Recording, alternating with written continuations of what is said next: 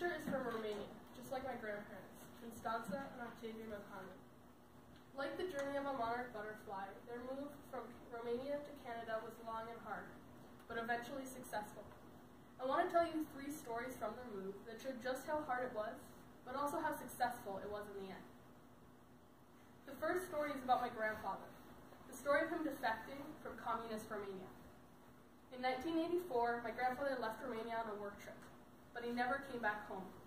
He had defected, which means he had left the country illegally and without the government's permission.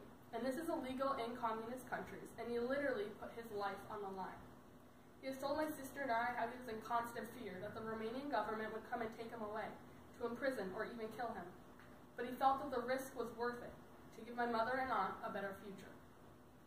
Luckily, he made it, and he eventually got a job in Canada and started working to bring the rest of his family from Romania. The next story I would like to tell you is a story about my grandmother and how difficult it was for her after my grandfather left. Initially, my grandmother didn't even know that my grandfather had defected because it was too dangerous for him to tell anyone, even his own wife, that he had left. And this made it really hard for her when she finally did find out. And once the government found out that my grandfather had defected, they demoted my grandmother into work. And this was really hard for her because she really cared about her job. Also, the government started listening to my grandmother's phone conversations, and they opened her mail, so she was really scared to say anything. And lastly, and maybe most importantly, the government made it really, really hard for my grandmother, mother, and aunt to join my grandfather in Canada. Now, I would like to tell you the last story, the story of their reunion. On December 11th, 1986, my grandmother, mother, and aunt boarded a plane for the U.S. They had never before been outside of the country.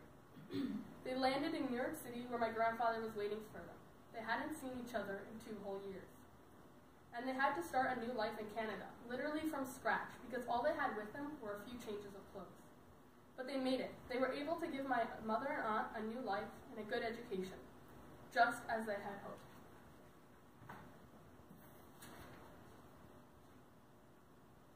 To conclude, I would like to express my immense gratitude to my grandparents for all the hardships that they overcame.